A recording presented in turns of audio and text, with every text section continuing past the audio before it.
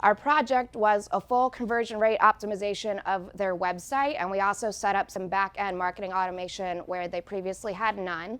The results were an immediate 100% month-over-month revenue increase right after we went live with our project. We had our first $1 million month, where previously it was between $300,000 and $500,000 in revenue. Hey internet homie, Jamie here and Ben, and today I have a new video for you because I want to share actionable step-by-step marketing content that you can apply in your business right now, today. Today is a Throwback Thursday video, and that means that you're going to get long-form content where you're going to learn either a specific copywriting technique, a specific marketing technique, or you get to watch over my shoulder while I work. So I definitely recommend getting yourself comfortable, get something to drink, make sure that you have something to take notes in, and buckle in.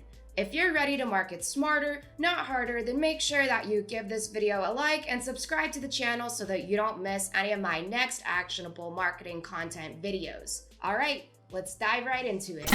We interrupt this program to bring you the Marketing Nerd Show, starring Jamie, the Marketing Nerd. Grab a seat, take out your notes, and let's get into the show! Hi everyone, thank you so much for coming. Welcome to Secrets of a 7-Figure Copywriter. Yay! So what are you gonna learn in this presentation? Am I gonna teach you copywriting ninja hacks? Obviously.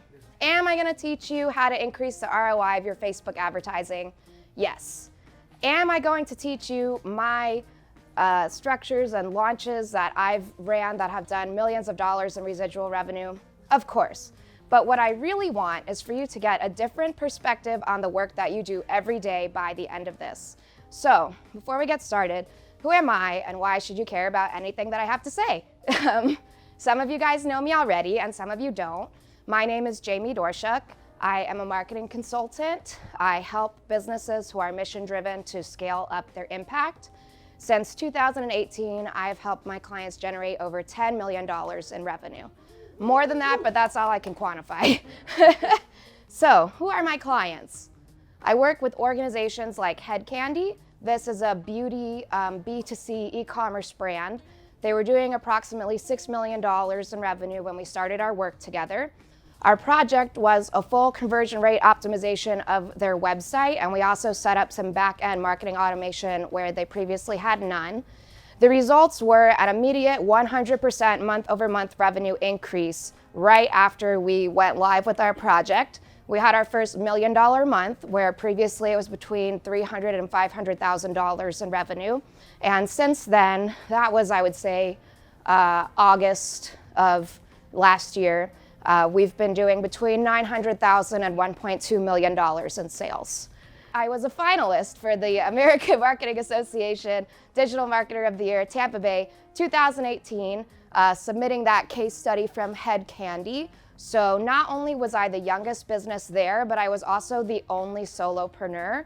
So to give you some of the ideas of who the other finalists were, it would be the in-house marketing team for the Tampa Bay Buccaneers, the in-house marketing team for the Florida Lottery, and full-scale agencies like Big C. And as you can see, it's real that I was a finalist for that. So I also work with social media influencers like Jay Shetty. If you don't know him already, he is a monk turned viral content creator. He's been on the Today Show, he's been on Ellen, and we have done a lot of projects together, but the one that I wanted to focus on was with his business unit, which is an online mastermind group. I would like to walk around more, but this floor is so loud that this is why I'm standing right here. But his online mastermind group business unit was doing approximately $2.8 million in revenue. That's a great business when we first started working together. So we have rebuilt all of the content opt-in lead gen funnels. I developed and led multiple six-figure launches that had multi-million dollars in annualized residual revenue because the people who joined this online mastermind group, they pay about $39 a month. So just to quantify this in members, there was about 6,000 members when we started, and we grew that to 10,000 members. So that means that the result of our project is that we grew to that business unit, because he has other business units, to $4.68 million. I have also worked with Jake Paul. You might know his brother Logan Paul, who has recently fought KSI twice and lost, I think, twice. So don't fight a professional boxer when you're just a guy on YouTube. But I have done several conversion rate optimization audits for him. In addition, I have my own 6-figure boutique consultancy. I play 8 instruments and I speak 2 languages. So, in summary, what I do is about 50% strategy, 30% systems designs, and 20% copywriting. But I'm sure that you've heard of the 80-20 rule, and so that is why we are here today talking about copywriting. So, with that stuff out of the way, now let's get to the good stuff. What is copywriting? This is the #1 question that I get, and I also feel like this is where there's a lot of misconceptions about what is copywriting and what's not. So let's clarify that right now. What copywriting is not. It is not copyrights. It is not anything to do with legal stuff. It is not content writing, so it's not SEO, it's not blogs, and it's not organic social. And finally, it is not creative writing. So what is copywriting? Simply put, copywriting is sales in a written form. That is it. The difference is that content writers write blogs and copywriters write advertorials. Before we can get to the fun copywriting ninja hacks, we need to have a serious talk about the sales funnel. You guys are probably all familiar with the traditional sales and marketing funnel. It's a very helpful analogy to wrap your head around what it is that we're all trying to do. Unfortunately, there are a few fatal flaws to this analogy. The main flaw is that this assumes that gravity is working with you. It is not. Marketing is not a happy little slide where people first discover you and then wee, all the way down to buying your stuff. If only it was that easy. That is not the case. What it really is it's more like a mountain with your primary conversion goal at the top. So your primary conversion goal could either be a sale, or depending on your business model and your sales cycle, it could be something like a free consultation.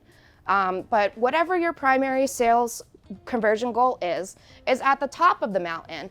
And all along the way, people have to make micro decisions to get to there. So this is however they first discover you, like perhaps through an ad, perhaps through your content marketing, organic social. They have to make the decision. Let's use advertising as the example, like a social ad or something like that. If I'm flicking through my Facebook news feed, I am gonna scroll past your ad. Immediately, I'm gonna have to decide, do I wanna stop on this or not? If I do stop on it, I'm gonna have to look at the headline. Do I wanna keep reading or not? I'm gonna look at the picture. Do I wanna keep reading or not? Subheadline, do I wanna keep reading or not? The text of the ad, do I wanna keep reading or not? Am I actually gonna click on this? So you could lose somebody all along the way. And that's only at one point of the process. This is, the top of your sales funnel. That's supposed to be the easiest part, right? But this continues on through every step of the process. The page that they land on, same kind of dealio. Okay, all along the way, people can get interrupted at any point of that process. So, the second problem with the sales funnel analogy is that it assumes that everybody gets to your primary sales goal through the same way. It is not a straight line, and it looks a lot more like this. Also, if you're wondering, these are definitely all pictures of the same mountain. So. They are or they are not? They are, yeah. So the truth is that you are the expert. As the business owner, you have the full context. You are very passionate about what you do. You know what types of transformation you really want to help people make. Your prospects are coming from a completely different background and a completely different set of experiences that you are. And what I want you to understand is that what we are all seeing, we are starting from a totally different place. And our job as marketers and as business owners is that we have to understand the gap between where you are, where your prospects are, and we need to help lead them along the way. So, now that we have covered that, it's a very important mindset shift, and it is absolutely key to everything else that we are going to learn today. So, copywriting, yay! Like I said, I'm gonna show you guys all kinds of fun stuff, fun templates, plug and play launch sequences, but we gotta start with the basics first. So I want you guys to get a couple of important concepts before we get started. The first thing that you need to know is that you do not have to be a good writer to be good at copywriting. In fact, everything that school has taught you about grammar, about how to write your essays is wrong. So I want to tell you a little story. Once I was working with a client and we were doing some email marketing projects together, and I sent out an email, and it turned out that their company name was spelled wrong in the sender line.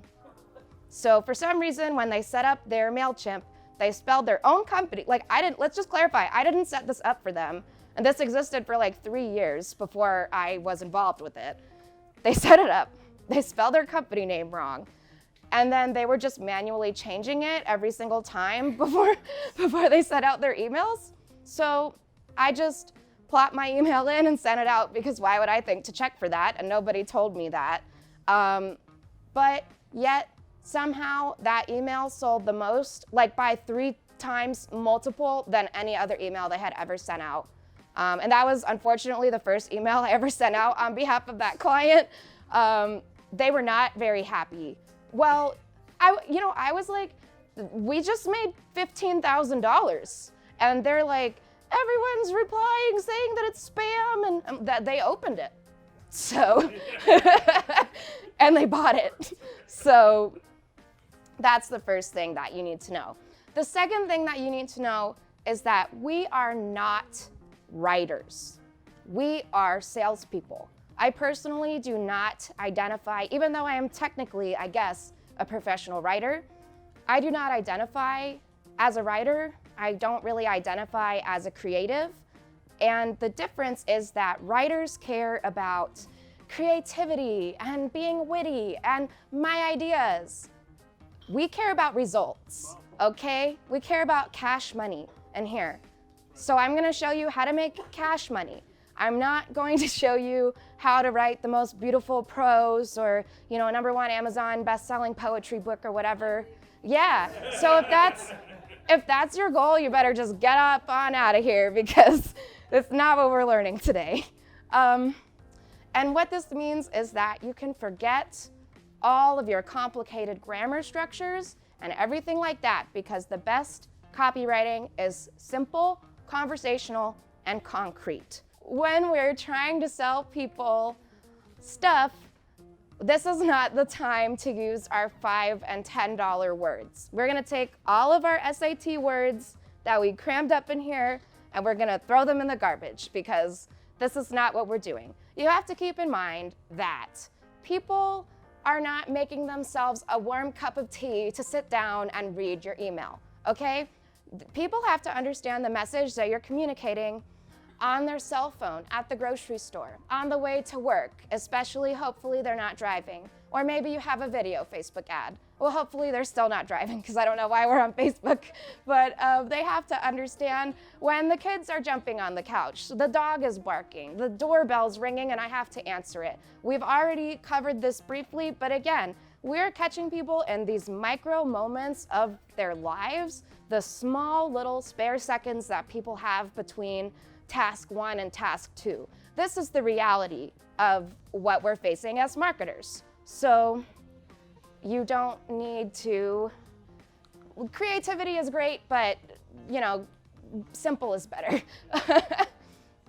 Point number 3, it is their story. It is not your story. So I think that probably the single worst piece of marketing and advertising advice is make your product the hero of the ad. Everyone in their head is narrating their life. They're telling themselves a story about what they are experiencing. All of us do it. This is just how we make sense of the world. They're already their own hero. They're not gonna say, oh, Coca-Cola, that's a much better hero than me. No, that's absolutely not gonna happen. So what we need to do is be the guide. We need to be the Yoda to their Luke, because you are never going to be Luke. Hopefully we don't commit as many war crimes along the way, but that's a high bar. So less than that, you're Gucci. So what we need to know is we need to empty our mind of everything besides second person. This is where we're getting into our you-focused copywriting. So never, ever, ever, ever, ever, ever start your sentences with I, me, my, us, ours. People don't care. People don't fucking care about you. They care about them. So I'm gonna show you a few examples of some neat ways that we can take these sentences and flip around the syntax. And by the way, this also includes the name of your company and the name of your products. People don't fucking care about you. If you take one message away from this, please learn that. So what are, Jamie, I thought we don't have to learn any complicated grammar, I hear you guys saying. Don't worry, let's look at some examples, yay! So I'm sure that we've seen these on every single website we've ever been to. Our story, contact us. Our mission, about us. Wrong, wrong, wrong, wrong. Story, contact, mission, about. You guys do not need to include pronouns in your sentences to have them be like a grammatically correct English sentence. So if you can't figure out a way to use the pronoun you, then at least drop the pronouns about yourself. But as far as, dropping pronouns and flip-flopping things, let's look at some examples of that. This one is a real life example. This was from me commenting with someone about this presentation. And I caught myself while I was writing, and I did a bit of a copywriter on myself. So she was asking me what this presentation is gonna be about, or that it seemed interesting. And I was trying to tell her, my first thing that I wrote when I took the screenshot was, you can check this out for a flavor of what I'm going to teach. The change is, you can check this out for a flavor of what you'll learn. And here's another example. This is from a real, what was this? This was an email, I think. You lose track when you're writing all of the collateral for a launch and all of the sales page assets and everything involved with it. This one, I believe, was in an email. So what I had written was, and this mastermind group in the parentheses, I'm substituting that for the name of the product, mostly because I didn't want it to confuse any of the message. So this mastermind group is the place to be if you want my personal guidance on your headshots, clips, resumes, online acting profiles, and career questions.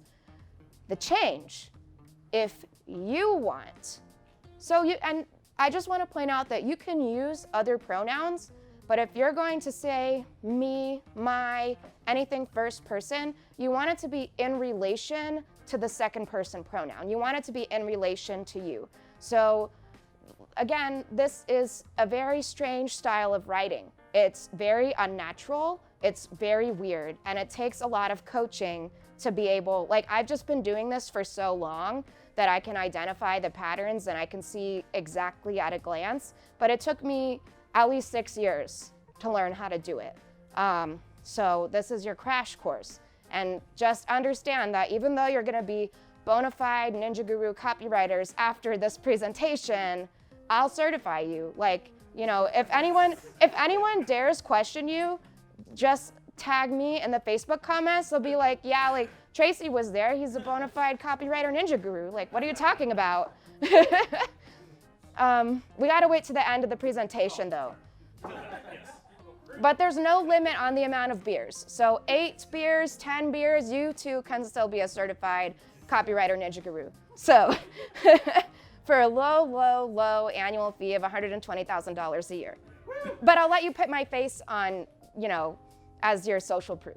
So, but yeah, so we can still use first-person pronouns, but it's better if we can somehow relate it to the second-person pronoun, because the reality is that often, and for the example of Jay Shetty, or for the example of this client, she has an expertise in, it's an acting business course, and she's like a manager who has placed new actors with no experience into American Horror Story, Jane the Virgin. Like, she helps people from scratch get into real network television shows and studio feature films. So she's an expert in her subject matter. So do people care about learning her specific frameworks?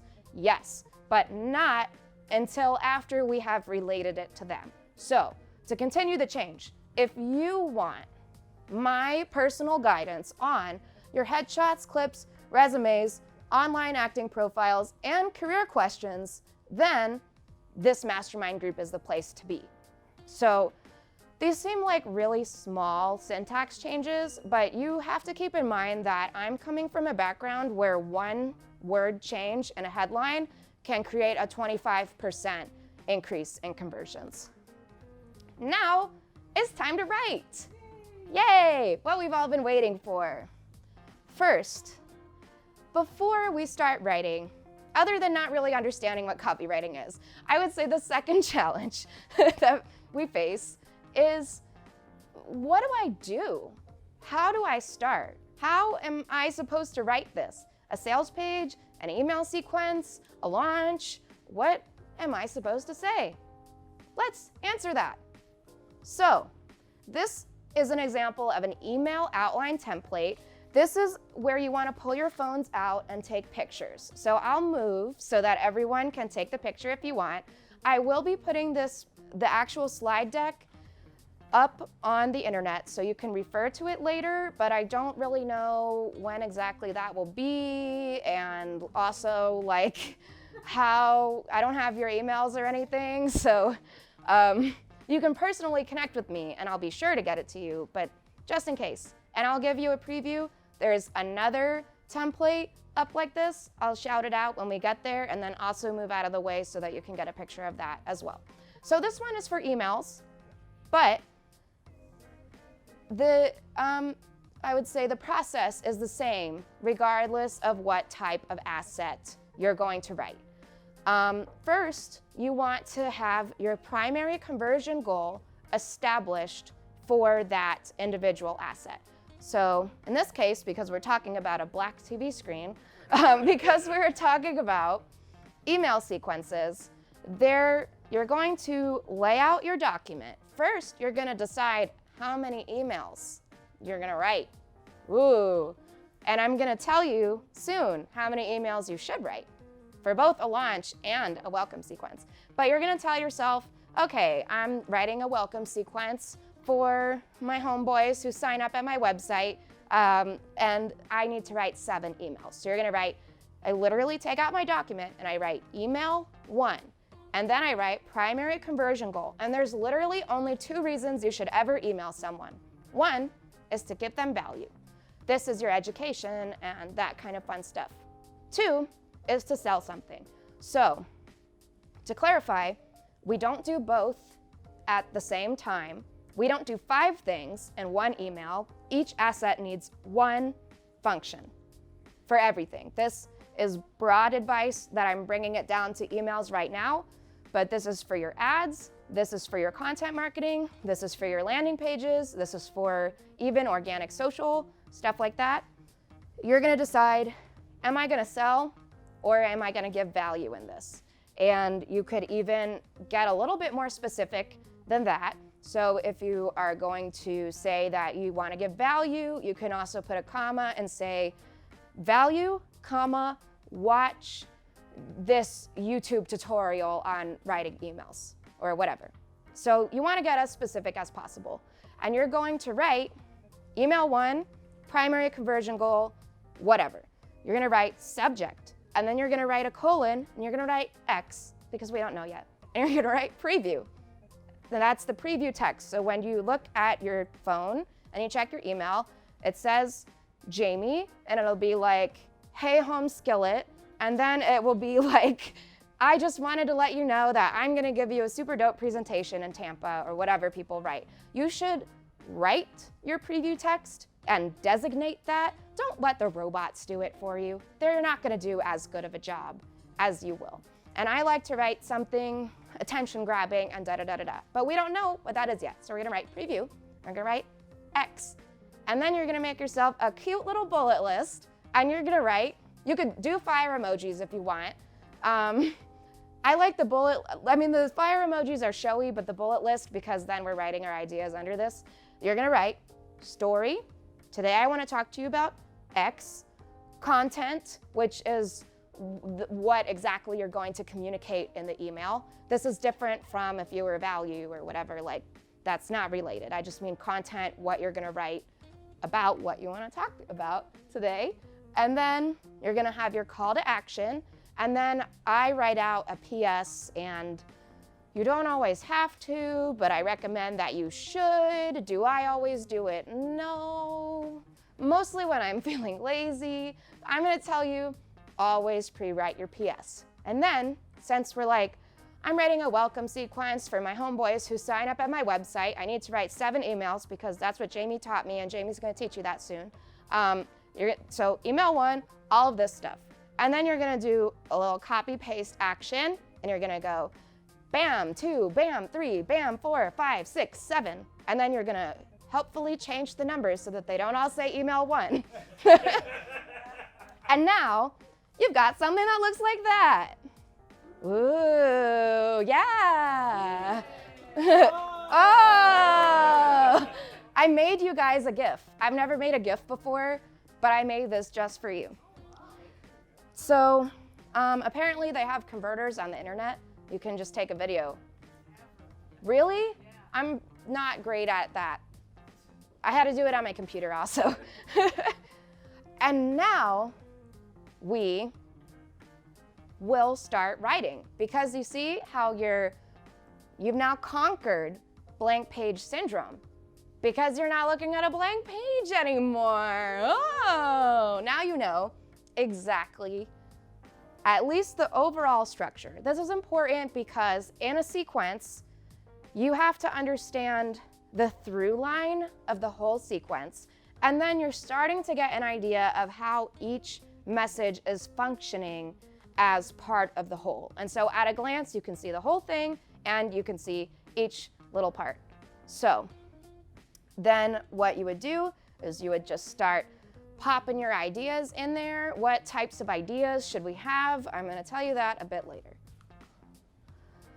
So by this point, let's assume that you popped in all your ideas. I fill out the bullet list, and you don't have to do them in order. I literally I set up the doc, and then just however it comes to me, I think this for an angle. I think I would like to talk about auditioning tips, and here's a few of the ideas. This would be under content, like a few of the ideas I'm playing around with for some kind of auditioning tips. And for me, because I'm writing it for other homies who are not myself, I have to do some research. I have to get familiar with their platform and what their content pillars are and stuff like that. So if you're doing this for yourself, that aspect might be a little bit easier for you because you're the expert on your subject matter. So you would start to pop those bad boys in, and then now you can write something, and it will be easy because you have some idea of what you're trying to say before you try to say it, instead of trying to say something but you don't know. See how that works? So by this stage, we have our first drafts of our 7 little emails. You gotta leave it. You gotta, like a good steak, you gotta let it rest. But unlike a good steak, it needs 24 hours, not 10 to 30 minutes. So you cannot go drink a water and then come back and go and do this. The problem is that when you're looking at something for a few hours, Robert and I were just talking about this, when you're staring at the same thing for several hours, it all just starts to look the same. That's why, like, the benefit of having a fresh pair of eyes and stuff like that. You can be your own fresh pair of eyes if you just go to sleep and wake up the next day. Then it's like you wrote it in a whole different life. It's like, wow, who wrote this? That's dumb. I would totally write it like this. And then you're going to read everything out loud. I know what you're thinking. That sounds like it will take a little bit of time. It does. What are we looking for when we are reading out loud? First, primarily, we are looking for, as you're reading what you've written out loud, anywhere that you stumble, you do a little tongue trip, because you know what? As we've established, you're the expert. You have all of the context. You fucking wrote this shit. So if nobody's ever seen it before and it came from your brain with all the knowledge that you have, and you can't even read it right, how will somebody else read it right on the first time? I'll tell you, they're not going to. And they're gonna close out of your shit, or delete it, or mark you as spam, or send you an email that's like, why do you keep emailing me? Unsubscribe me from your list, except like in just one sentence with no punctuation, half capitalized and half lowercase. So that's the first thing that we're looking for, and that is the most important thing. And you know what? When you trip up on a thing, you fix it, and then you know what you gotta do? You gotta start again. You have to keep reading it out loud until you can read the whole thing without messing it up. This is the primary thing that we're looking for in this editing process. Other things that we're looking for are like the fourth point that I taught you, where we can do some fun little flip-flops with our syntax, eliminating, pronouns about you, because you know now that nobody cares about you besides me. And I'm only telling you this because I care about you. Nobody will tell you that they don't care about you. They're just gonna never speak to you again. So this is why I brought you all here today, to tell you that nobody cares about you besides me. But so yeah, you're gonna be looking for fun little flip-flops that we can do, fun little take away the parts that nobody cares about and put things that they do care about in there. We're going to be looking for confusing sentence structures where you're like, who the fuck wrote that? Why would they write it so crazy? Obviously, I would write it this really simple way, because it was a totally different person. It's a whole other lifetime. So they're not as smart as you are now when you've slept and you're reading this. They were desperate. They were several hours into this process. They haven't seen sunlight in 12 hours, haven't had water in 5 days. So you're refreshed, you're rested, and you're like a whole different person now. So obviously you're gonna write it better now. And then we're also looking for like eliminating repetitive words. And so I am a believer in, when you're drafting, no editing. Like, if you think that you wrote something dumb, like, just leave it, come back to it. I mark it in red, like I change the text to red if I think that it's dumb. Or sometimes I write little notes and then I skip over it because I'm like, I'm feeling stuck at this part and I have 75% of this sales page left to write, so I'm just gonna leave that where it is and keep going and come back to it later. So if you think you wrote something dumb while you're writing the first draft, leave it, mark it in red, come back to it when you're a whole separate person after you've slept. You'll have a better idea then, I promise. So that's pretty much what we're looking for when we're editing. And again, I just wanna point out that in this context, I have used it focusing in on emails. Thought it would be too confusing if I'm like, this is how you do the whole of everything. So this is how you do it for emails and the whole of everything. Now we're gonna talk about individual assets. First, let's start with our PPC. This is your Facebook ads. This is your Google AdWords. This is your sponsored tweets. your Instagram promoted stories, your in-feed ads, even going so far as your Amazon sponsored listings or whatever like that. Excuse me. So the biggest problem with PPC ads is something that I call messaging congruency. Congruency means that two things are the same. What does this mean in relation to PPC, Jamie? You ask me. Well, I'm gonna tell you. It means that if somebody clicks on your ad and then they go to the next step, they should not be confused. You should use similar colors as you used in the ad.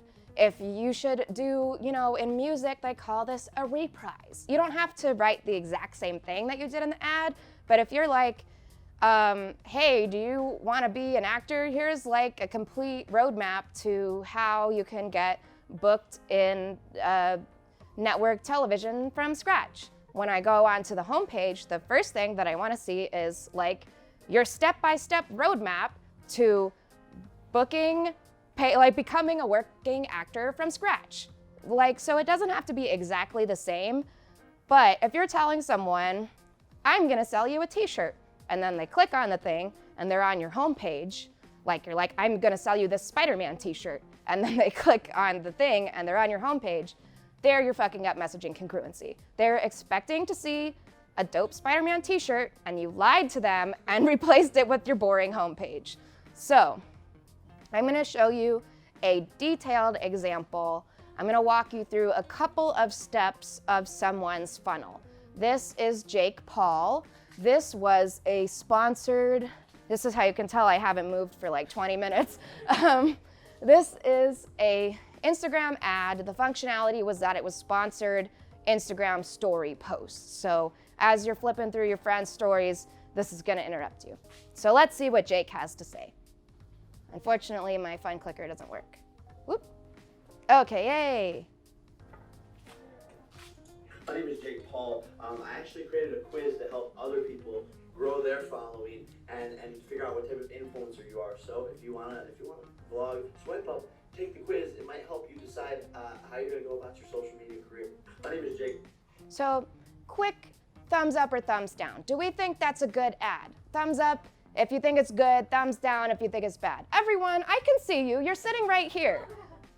Okay, you guys are smart. Let's talk about why. First, let me get this fun presenting mode back. And now, okay, thank God, please don't play again. We need to experience it once. There are two main issues with this ad specifically, and then we're gonna talk through the rest of the steps about the messaging congruency aspect. The first problem with this ad asset only is that there was nothing really clearly communicated. He didn't seem to have a clear purpose for why he flipped the phone and did this thing. Obviously, it's to promote whatever he wants you to swipe up about, except he barely really told you what it was, and just, hi, I'm Jake Paul, swipe up. Hi, I'm Jake Paul, quiz, career, swipe up. That's pretty much this ad.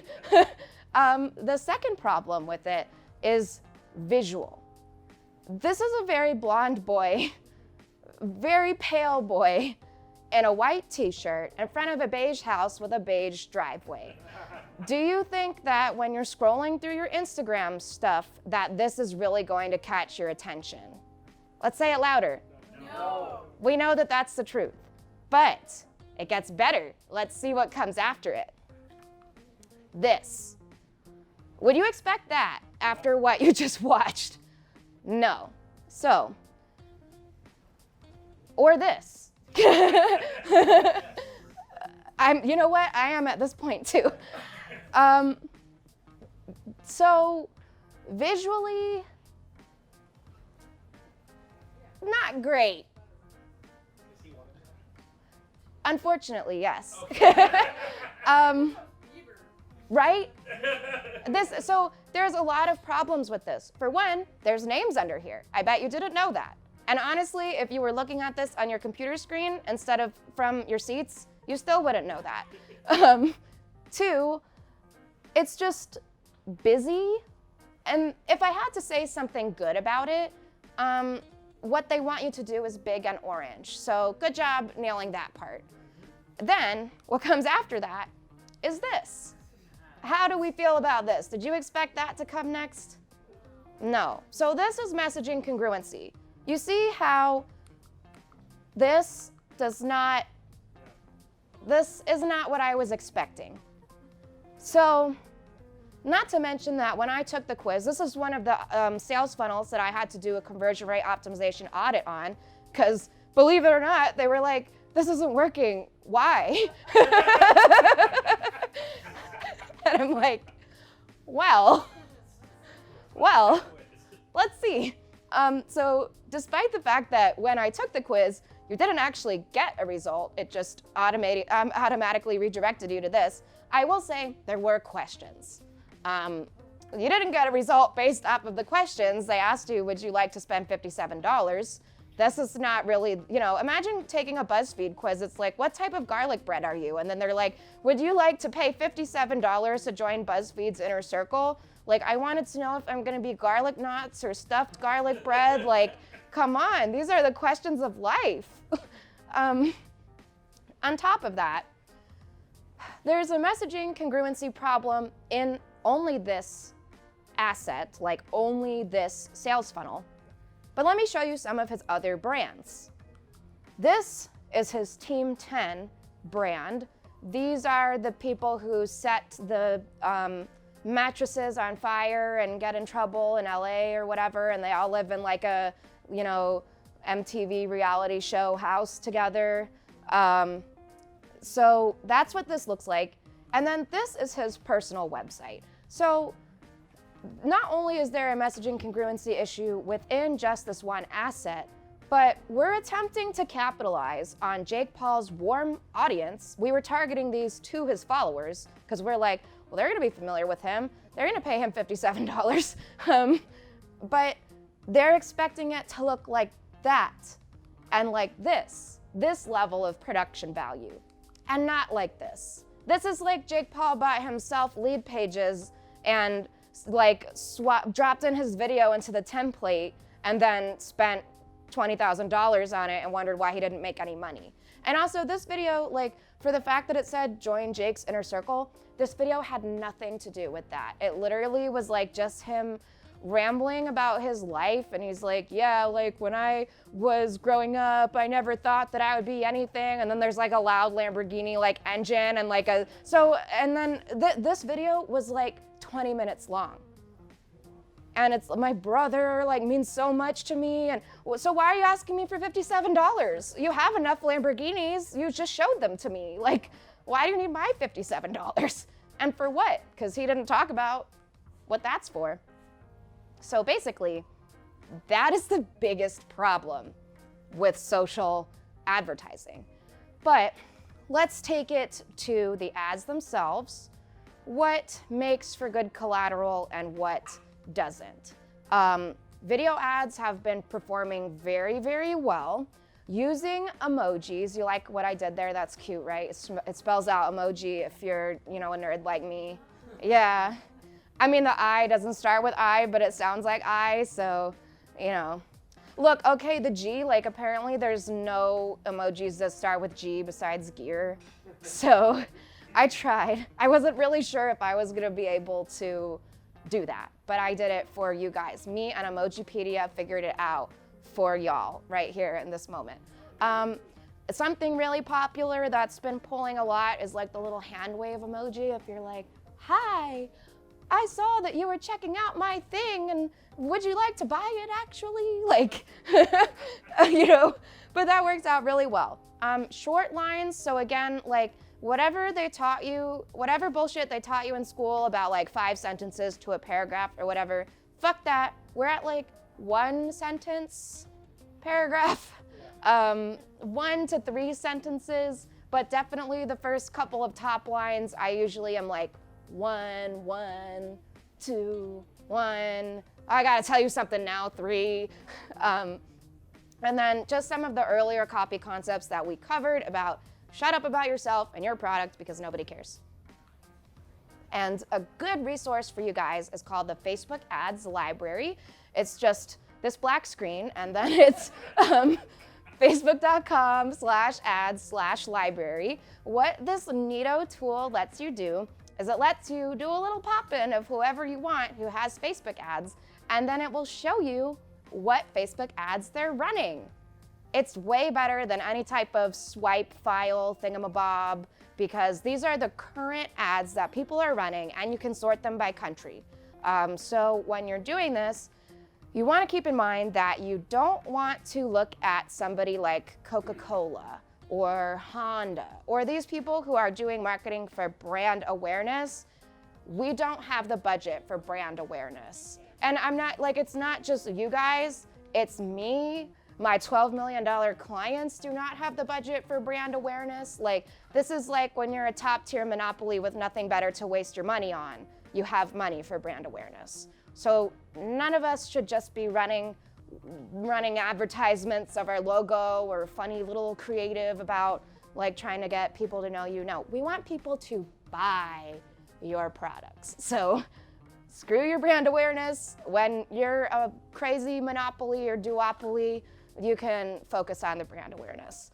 So you don't want that. What you want is to look at companies that you know they generate a lot of their revenue or the entirety of their revenue from e-commerce stuff. So like ClickFunnels, like Kettle and Fire bone broth. Like you want to try to think of people who you know that they're doing a lot of sales online and through social media assets, like through specifically social media advertising. And what's really interesting is that when you pull it up on the ad library, the screen will go black, and then it will show you, like, you know, it's their full collateral, like a working ad. So you can watch the video and you can click on the links that they have and look at the page that they're driving stuff to and whatever. So if this is like I said, 1,000,000 times better than some of those swipe websites or whatever, because you can evaluate what's really working. And you can, you know, check like, pick a few companies who maybe you know they're kind of similar to you in your niche, and you know that they make a lot of money like through online sales and utilizing specifically a lot of social advertising, direct response social advertising. And then, you know, just like once a week or maybe twice a month or something, just give them a little checkup, like checking on your ex on Facebook. Just see what they're up to. How are you doing? I hope you're doing fine. But the thing is that you want to see what gets cut and what continues running. So if they keep running something, and especially if they keep running something for several weeks or several months, then you know that it's really pulling for them. Because if it wasn't pulling for them, I promise you Facebook would slap them. And just to give you guys an idea, because I don't know how much experience we have with companies who are spending like multiple tens of thousands of dollars or hundreds of thousands of dollars per month on Facebook advertising. Facebook advertising, when you're spending at that scale, you really need to be refreshing your creative every few days. Like if Facebook has determined that people don't like it, you're gonna see the reach cut in 2 days, sometimes 24 hours. So that's what I mean, is like, you gotta look at these companies who you know they're spending at that type of scale, because stuff that's gone, you know that it didn't work. And stuff that you recognize and that keeps sticking around, those are the ideas that you can really start to pull from. Email. Ooh. So I showed you the email outline, and I told you that you should determine what exactly your structure is going to be and how many emails you're gonna send. And you're like, Jamie, how do I know that? Well, you're gonna learn. Ooh. So first we're gonna talk about a launch. A launch, for my launch structure, I use 10 emails that can be delivered over, and this is a scale, so it could be delivered over 10 days. And so when you're doing a launch, there are two functions. The first thing that you're doing is you're sending new collateral, new messaging that people haven't seen before.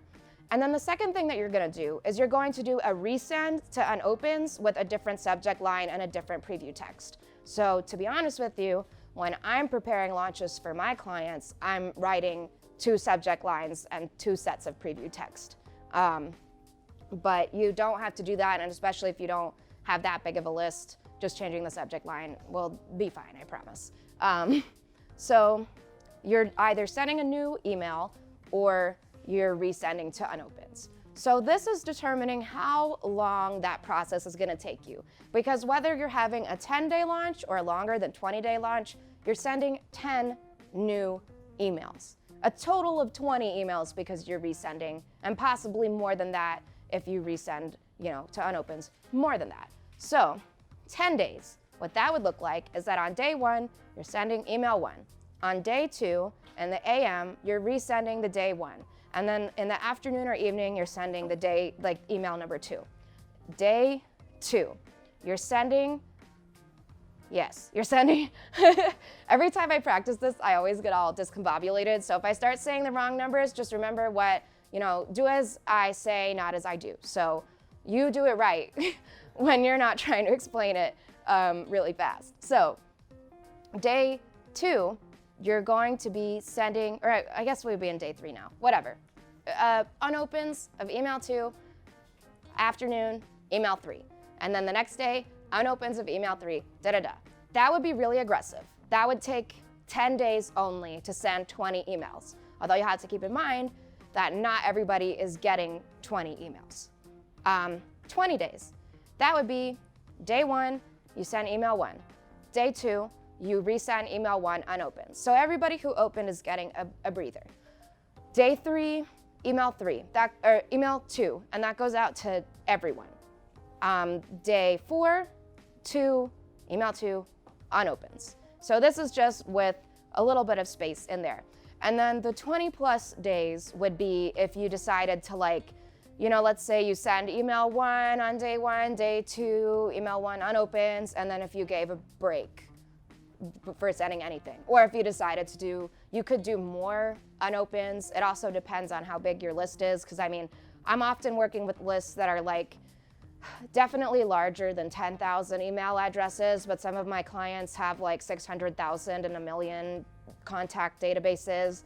So by the time you get to day 3, there's still thousands of people who haven't seen email 1, so you want to milk that for everything it's worth. You paid someone good money to write it, so you better be sure that a lot of people see it. So I don't do a lot on the relaxed side of this scale. I mostly stick to the aggressive and the moderate side, but I will tell you that there's not really a difference in revenue. Both have performed beautifully. Both I've done multi-6-figure launches, and both I've done launches with $1 million annualized residual income, as people who sign up are continuing to pay monthly. So they're all really successful, and I would say that what it really depends on is your business and how badly you want the money. If you want the money in 10 days, or you can't keep the electric on, then you're gonna be on the aggressive side. If you're feeling kind of chill about it, you can do some of the other ones. What do we write in our 10 emails? This is the big question. So what I'm going to do is there are 3 phases of this. There's the email 1 phase, the email 2 through 7, and then the email 8 through 10. So they're all gonna be kind of like this, and I'll explain this one. So this one's called introducing. The reason why it's called introducing is because your subject line is literally gonna say, introducing, the name of your product. And it's wow, Jamie, you just told me not to do that. This is a launch, so we're trying to make cash money now. So now we can kind of do that. Don't expect this email to have very high open rates, but what you can be assured of is that of the people who open it, and it's not like it's totally nothing. I would say that you can get between, and it depends on your list and everything, but I've gotten still 15% opens on stuff like that. But that would be that the regular open rate is 25 to 30+%. So expect it to kind of cut your opens in half. But the people who do open it, you can be fairly certain that they're pretty interested in what you might be selling them. So this is going to be a strong sales email. what do I write in this, Jamie? We copy our handy dandy email template from before and we post it in. And we tell a little bit of a story. When we get to the sales page section, I'm gonna show you more about what exactly that story can look like. Today, I wanna talk to you about what's the X? Your product. And you don't literally have to say that, but honestly, 9 times out of 10, I literally write that in the draft, and then sometimes I leave it, to be honest with you, but other times I change it later. But I highly recommend just plop. Today I want to talk to you about my product, and worry about that in editing. That's someone else's problem. That's the problem for you of tomorrow, not you of today. But so this stuff is going to take the email template that you learned before. This is what you're gonna be pasting in here. And so you're gonna tell a story. The story that you tell in this one is going to be about the problem, like however people are narrating their problem that you're gonna help them with in their head. What does that look like? We're gonna kind of look at that in the sales page section too. Then today I wanna talk to you about my product, and then the content is going to be like, here's all the dope shit that's in my product, bam, bam, bam, like be really excited about it. Like you just finished your course and like you called up your mom and you're like, Mom, you're gonna be so proud. And she's like, what's the Facebooks? I don't know. And you're like, no, you don't get it. Like, it's cool, Mom, it's cool. But just like that, you're going to be as excited about it, as fiery about it as you possibly can. That's this place in this email. And then you've got your close, and then your sign off, and then your PS, you're going to pretty much quickly summarize what you've said in the top. So the PS for this might be something like, I know that you regularly struggle with such and such and such, and that's a real challenge, and to help you overcome that, that's why I created my product, and it does 1, 2, 3, and if you want to check out the full details, click here. That's kind of what your PS is going to look like. 2 through 7.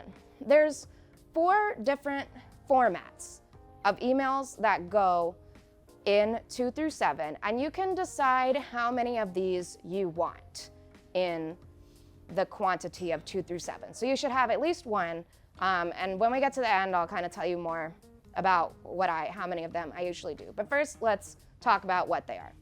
The lesson. This is going to be a quick win lesson, something that somebody can take and apply right away, and then at the bottom, you're going to have a call to action about your product. So you probably already maybe have some ideas of what type of little lesson, like this would be the kind of lesson that you would write about like in a blog post or a video lesson or tutorial or something like that. Just a helpful little tip that people can go out and be like, that's cool, but it is related to whatever you're marketing in the product.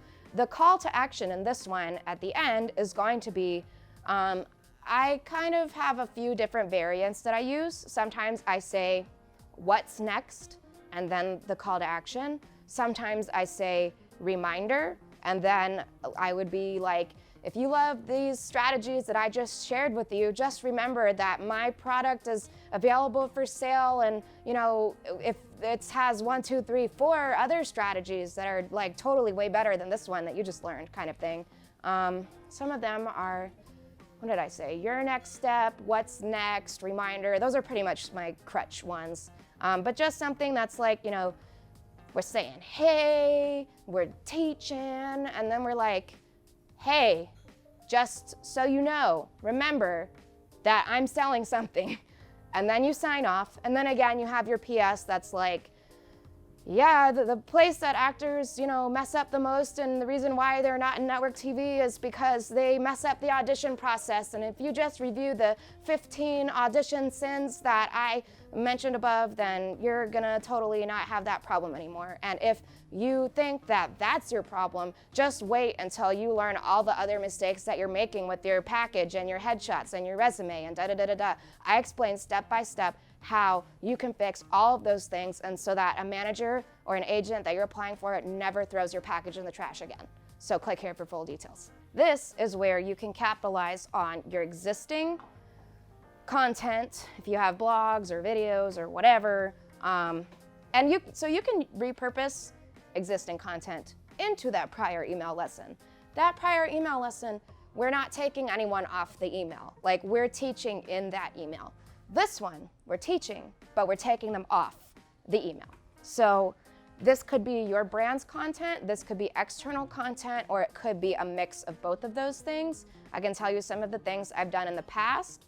Once I have done a recommended reading list where I would have like the book cover, the name of the book, and then the book linked out to Amazon, affiliate links, and then what's great about this? And dumb stuff like start with why, like whatever, but why?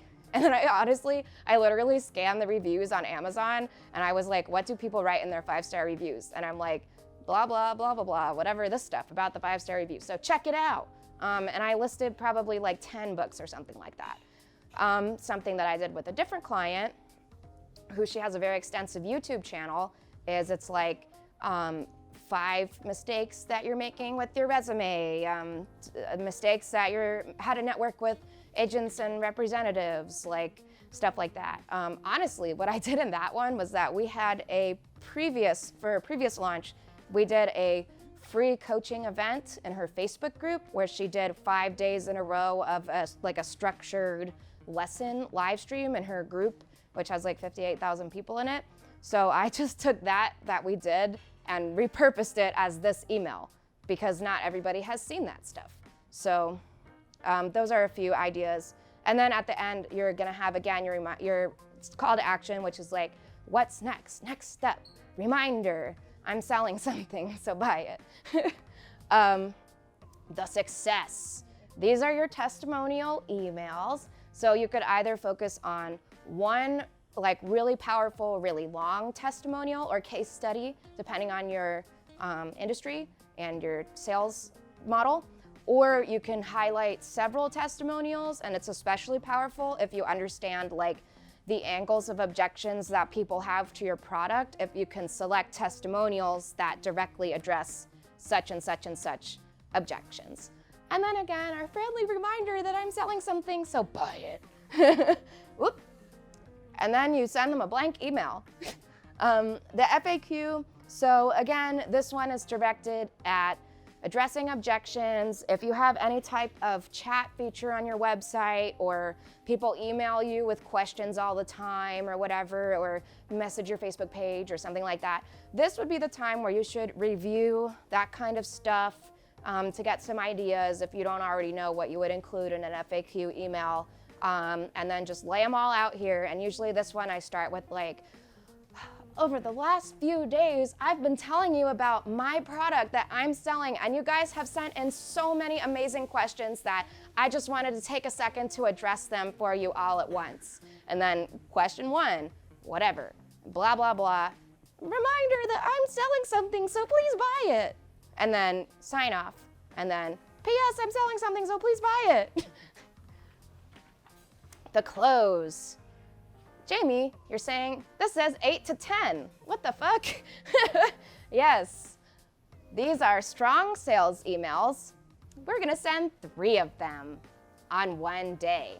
This is a technique that I accidentally invented called the triple close, because I was gonna say I'm very creative, but the truth is I'm not very good at naming things, okay? Like everyone's like, you're a copywriter, what's a great name for my course? I'm like, I don't care. It doesn't need to have a jazzy name to sell. Like my client's product, I just renamed it Academy, and we sold $20,000 of it. So the name really doesn't fucking matter. So, but yes, so the triple close, as I'm very creative like that. I was working with a client and I experiment with a few different styles of launches. And I'm teaching you my favorite. There are obviously other styles of launches. And this one has been very successful, consistently successful, which is why I thought that it would be great to teach you. And again, multi-6-figure launches, million, like this, I use this with the Jay Shetty one where it's like an increase in $2 million in annualized revenue. So this will work for him and it will work for you, I promise. But my client was like, what do you think is better? Like option A, where we send them the closed email in the morning and then the afternoon, or option B, where we send them a closing email in the afternoon and then the evening, because like on the one hand, people are home at night, but then on the other hand, time zones are a thing, so who even knows? And I'm like, why don't we just do all three? And he was like not happy about that. He was nervous. He was like,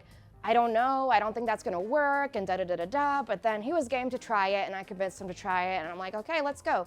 We've never done another launch without the triple close. I should have patented it, obviously, or I mean, on retrospect, so that he couldn't keep using it after we didn't keep working together after you know, you don't, in client services, you don't work with the same client forever. There's a natural turnover. But yeah, so in this case, I have seen the triple close literally double the launch revenue. Like up until that point, double all of the revenue that we made in all of the other emails. And the difference between just adding the third email, I've seen between a 15 and 25% increase in the total revenue generated across the whole launch. So it works. For the late night, I like to take my cue from President Obama, like, you know, that popular case study that's like, Obama's highest open subject rate was just hello. So I'm like, you up? Or I literally am. Yeah, you're laughing, but that's literally what I send. And you know what? That gets like a 32% open rate on a list of 600,000 people. That's a lot, because normally when the bigger your email list is, the lower your open rate is as well. So, and by the way, I don't know why I didn't mention it, because I'm really, really, really obsessive over this. Stephanie knows. All of these are text-only emails. Except for the book one, I included pictures. And every once in a while, like if it's a video or whatever, I put a little picture of the video with the superimposed play button. But otherwise, like, screw your HTML formatting. It's not working for you. It's putting you in people's promotions. It's putting you in people's spam. Google, and honestly, something that people don't realize is that your email gets clipped if it's more than like 2 megabytes or something like that. And you know how big pictures are? Bigger than 2 megabytes, let me tell you. So if you want to, like, you're working hard. You spend a lot of time sweating and crying and writing these emails. You don't want them to be in people's spam. So don't use fancy templates. Just all the templates that MailChimp or whatever you're using gives you, just throw them in the garbage with all your SAT words. You don't need that shit here. But yeah, and so the late night one, I've been like just checking in, you up, you still up, like usually do it in lowercase, even though I'm really a stickler for like grammatically correct things, and I don't normally write the subject lines like that. I normally try to do them kind of correct. No punctuation in your subject lines though. Exclamation points are kind of okay, but period means stop reading. So you don't want people to stop reading at the subject line. That's called getting deleted. So we don't want that. And again, it's a lot. What the fuck do we put in these? We go back to our handy dandy email outline. We are literally going to write email 1, email 2, email 3, email 4, 5, 6, 7, 8. Yes, like kindergarten. And then we're gonna write subject, preview, story, today, blah, blah, content, whatever. And that's how you're gonna figure out what this should say. Welcome series tips. So this is for all of our homeboys who are signing up on our websites. What we need to do is create a sequence of 7 emails.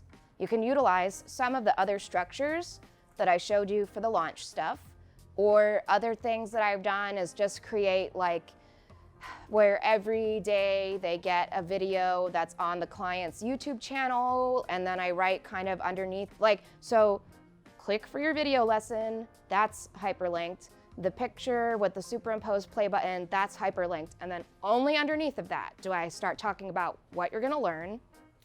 Then, so if you wanna check it out, click here. All the best, Jay Shetty.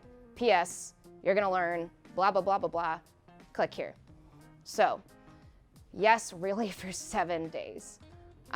Daily for 7 days. We don't have to be like, you know, no unopens or whatever. Like, this is just an automation sequence.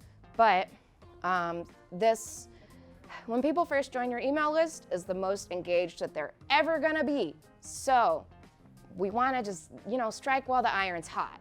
We wanna get as much up in there as possible, because the more that they open your emails, the more likely it is that their individual, flip-floop customization of Gmail is going to keep putting your emails in their inbox and not in spam.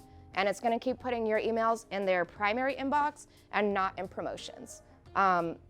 So something else that I've done is like I've had, this would be a good one if you are an e-commerce. Like if you're a B2C, like my e-commerce head candy people, they sell like shampoo, they sell straightening, like curling irons and stuff. So, yes, this really works even on stuff that seems like boring, like a hairdryer. So they sell like a $60 hairdryer, which in the world of hairdryers is actually a mid-tier. So, but what we did for her, this would be great for any kind of e-commerce brand, is the first email that you send is like, hey, you're confirmed, welcome. And then you give them a discount and you say like, thanks for joining the squad or the crew or whatever you want to call yourselves, the family, like whatever, kumbaya stuff.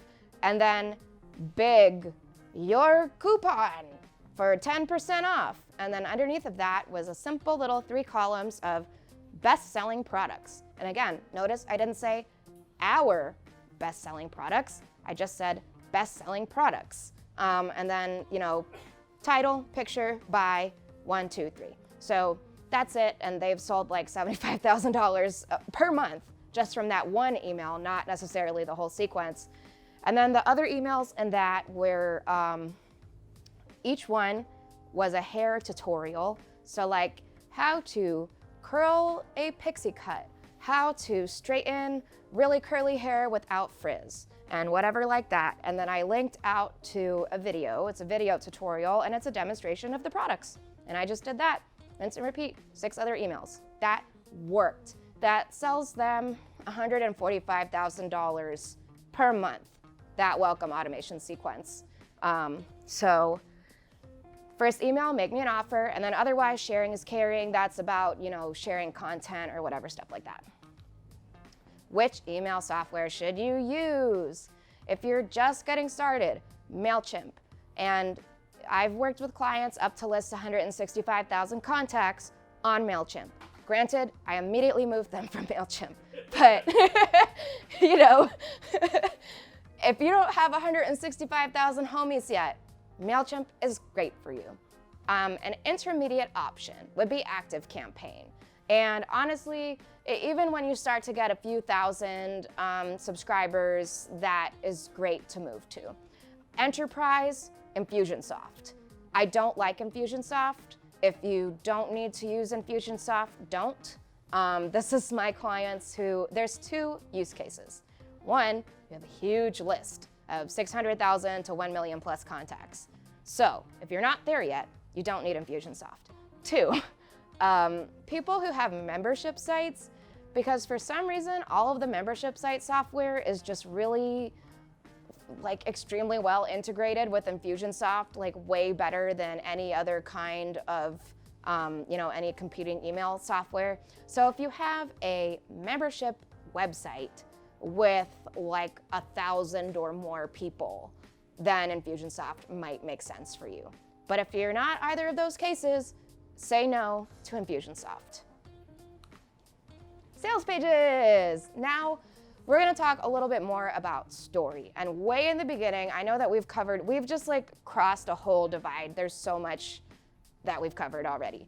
We're gonna go back to sentiment matching, which we talked about, where we're looking for what types of stories people are telling themselves about the problems that they have. And sales pages are probably some of the most challenging assets to write, because again, it's just so overwhelming. Like, what do I do? Where do I start? Do I need to tell a story? Do I just like dive right into the sale? Do I tell them what my product is? Do I not? Do I start with testimonials? That's like what even goes in the beginning kind of stuff. So here's how we're gonna figure that out.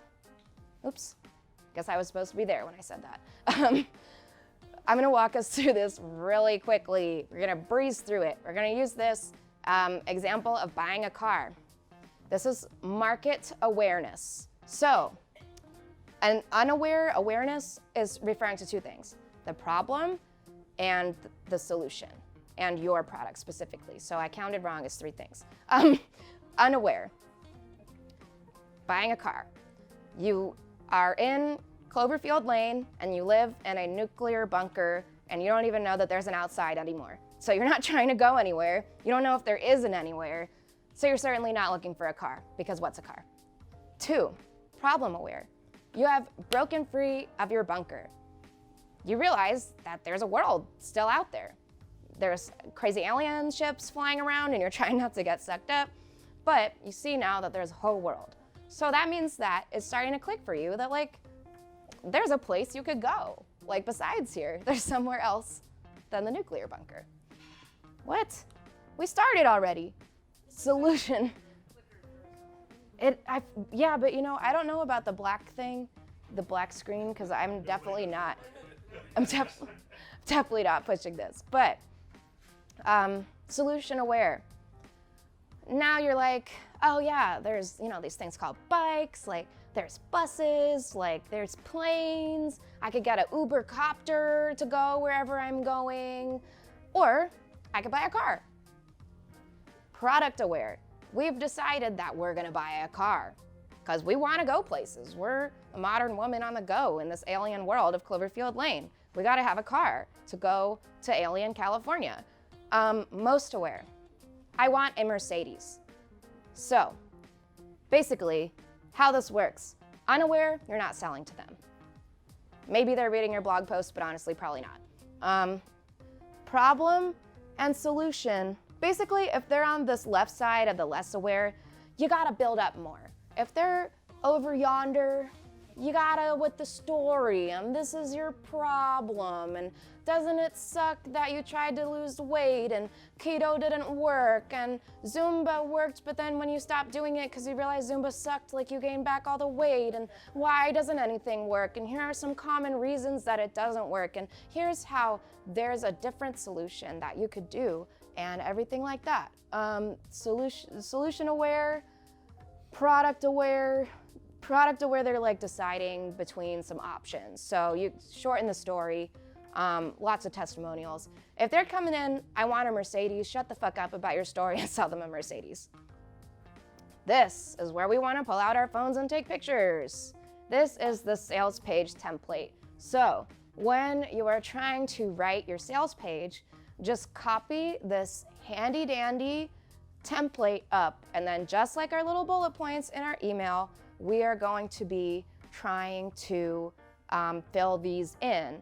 And again, it's like you want to decide what you're trying to communicate before you start writing it. I guess that this is, you know, cart, horse. We want the horse to be first and not last. So just to walk you through it, these first 3, headline, subheadline, call to action, this is what's called your hero section. You should not say the name of your product unless I'm going to mercedes.com or apple.com. Story. I'm gonna show you, and as you see, story and position the price are both highlighted. This is because I'm about to show you some examples of what these are. The story length, we determine, honestly, you're probably somewhere between 3 and 4. Of the customer awareness scale. So you either need a kind of long story or like a medium story. Show why they need it, show what happens without it, testimonials and success stories, positioning the price, and then all your objection handling stuff about what if you took my money and I want it back, and da-da-da, and FAQs and more testimonials. So you want to include a call to action or a pricing table to buy every 2 or 3 content sections, but I had to make it fit on the screen, so I couldn't show you exactly how I would put all the calls to actions in there. Story. So we have reviewed our in sentiment matching. Oh, I feel like I totally skipped that part. Okay, I'm just gonna breeze through that. Sentiment matching. We want to learn how people are narrating their problems. Just like the Yoda slide, this was supposed to go with that. People are narrating in their head about stuff what's happening to them. So we need to learn what they're saying to themselves about the problems that they're having that you're solving. How do we do that? read your customer testimonials. If you don't have customer testimonials, what do? Look at other homies who do the same stuff as you. Read their customer testimonials. Or go to Amazon. Look up a book or a video. It does not have to, like if you're a relationship coach, you could do a apples to apples comparison. Like look up another relationship coach who does the same kind of format that you do. Or a book, a video, an online course. Read their reviews. I look at 5-star reviews and 1-star reviews. You want to see what people love about it and what people hate about stuff. So you can be like, I'm not like this stuff that you hate, but I am like this stuff that you love. So this is kind of how we learn about what words and phrases people use to explain the problems that they have that you're solving for them. Okay, now we're here. We're here. So your sales page should really have a through line. So let's just read the subheaders of this. I cut off a word here, but it's supposed to say, black screen, it's supposed to say, discover your purpose, do meaningful work, and earn an income. Get the roadmap you need to discover your passion and earn an income doing what you love. It's Monday morning. Ugh, it's Monday already. Just 5 more minutes. Hey, at least it pays the bills. We need a massive culture shift. That was only headlines. This told you a story. This is the number one problem with sales pages, is that most people's sales pages are not that cohesive. So just going back to this really quickly, you want to structure it like this because this is a format that I have tried over and over again. It's just a logical way to communicate what you're trying to tell people. It works, people understand it in this order. Let's look at another example. This is the acting one. You're starting an exciting journey. Hollywood doesn't make it easy if you're serious about your craft. This plays into actors are very excited about what they're doing. A lot of people move to LA with no plan and no skills and barely any money. So they're very excited about it. Hollywood doesn't make it easy. People feel like there are institutional barriers preventing them from being as successful compared to how talented they feel like they are. And they're not really wrong about that in other ways that I explain later in the sales page. If you're serious about your craft, this is the one thing that actors are like really, really, really agreed on. They are like taking acting classes 2 or 3 days a week, constantly reading stuff, Backstage magazine, signing up for all these different things, casting director workshops, like they're obsessed with that. So this is their story that they're telling themselves about why they're not on Jane the Virgin or Walking Dead or American Horror Story. Positioning the price. There are 2 ways that you can do this. I mean, there's more than 2, but 2 easy ways. This is called a pricing table. I'm sorry, that's wrong. This is called an offer stack. That's what it is. This is an offer stack. What you do is you break out individual features of what your overall package is and slap a price on it, like those MasterCard commercials. Literally, priceless. I end it always with priceless. People like that. I don't know. I just took, it worked for MasterCard, it worked for Jay Shetty. Okay, what can I say?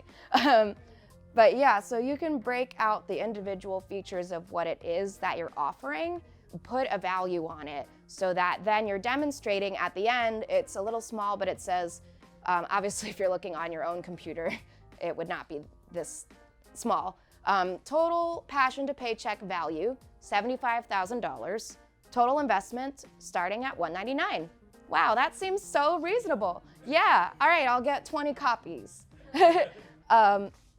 But another way that you could do this, if you feel like breaking out the features and stuff doesn't really make sense for what you're offering, what you could do instead is an apples to oranges comparison. So if you're selling an online fitness course, you can do it either a positive or negative orange. This is such a weird analogy, but we're gonna keep rolling with it. A positive orange would be like, look at how expensive it would be to get a trainer and to get a personal chef and a nutritionist to make the menu for you and stuff. Isn't it so much easier to just spend $3.99 and get all of those things and you don't have to pay a lot of money? Or on the negative orange side, wouldn't having a heart attack suck? Like, think about how expensive that would be. Don't you want to be here for your children? Like, Is losing all of that really worth the cost of not spending $400 right now? Don't you want to see your daughter get married? So that's another strategy that you can use to position the price. So, as a very wise man once said, between the third and fourth verse of the Poke Rap, it's time to catch our breaths and loosen our lips, because we have covered a lot of ground. So, let's review. Number 1, perspective is everything. You are coming from a completely different background, set of experiences, and everything else from the people who you want to help them and solve their problems. So what that means is that you can't use your logic to try to sell to them. You need to understand their logic. Going back to sentiment matching, which I totally told you about earlier than just a few seconds ago. That was supposed to be at the beginning, but we got it. That was important. So just like that. 2, it's not about you. It's about you. So empty your mind of everything but fine dining, second person, and breathing. 3, plan for success. Before you go out to write an email sequence, figure out how many fucking emails you're gonna write. 10 for a launch, 7 for a welcome sequence. If you wanna deviate from the classic standard, then be my guest. But I promise you that deciding that will make the overall process so much easier.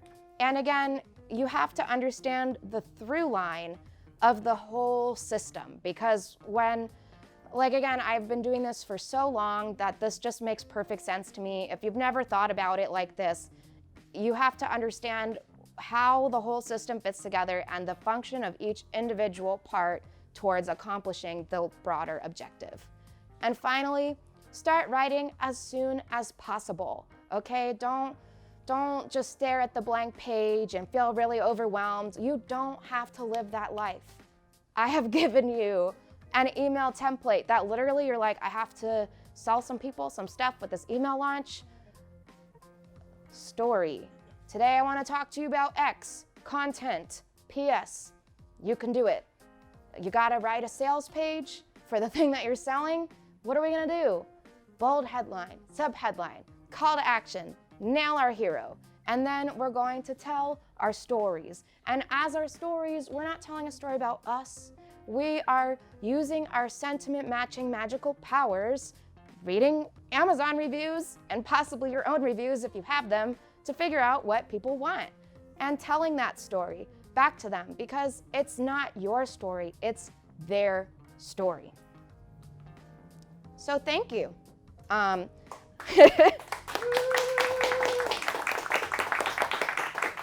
Now, what should you do if you want to continue learning about copywriting? What's a good next step for you to take after this video? Definitely make sure that you join my free 1-month sales copywriting course, where you're going to learn step-by-step processes for research, strategy, and of course, even more in-depth techniques on how to write stuff like sales pages and email sequences like you just learned today. You definitely want to join that and check that out at jamiedorshuck.com/funnel. Also, if you want to join a community of smart marketers and business owners just like you, then come join our secret society. You'll find that at the Marketing Nerd Crew, jamiedorshuck.com/crew. That's a place where we can connect with each other. You can get advice, not just from me, but also from professional marketers and high-level business owners just like yourself. Also, I heavily moderate the group, so you can be sure that there's nobody in there trying to scam you or sell you anything. You can find that link at jamiedorshuck.com/crew, and you can find all the links that we just talked about, as well as all the other places of the Marketing Nerd community, in the description below. So if you like this video, then remember to hit that like button and subscribe to the channel so that you don't miss any of my next free actionable marketing strategies. Thank you so much again for watching this far. I really appreciate it. If you decide to give any of these strategies that you learned in this video a try, please leave a comment and let me know how it goes because I would love to hear from you. Also, if you're looking for something to watch next, definitely check out these 2 videos that just popped up on the screen for you because I've personally selected them to follow what you're watching right now so you know that you're gonna love them. Thank you so much once again for watching today's video, and I'll see you next week. Bye for now.